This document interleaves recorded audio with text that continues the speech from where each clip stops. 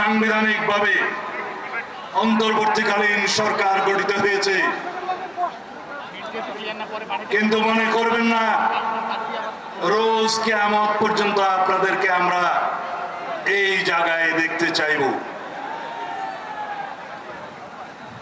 আপনার সরকার এখন মানুষ বলছে এনসিপি মার্কা সরকার।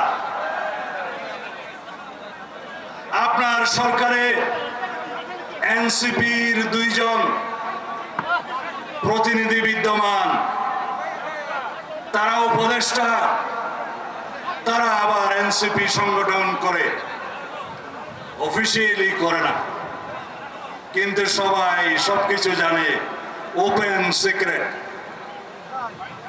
যদি আপনি নিরপেক্ষতা বজায় রাখতে চান তাহলে সেই এনসিপি মার্কা 2 জনকে পদত্যাগ করতে বলুন। যদি পদত্যাগ না করে আপনি বিদায় করুন।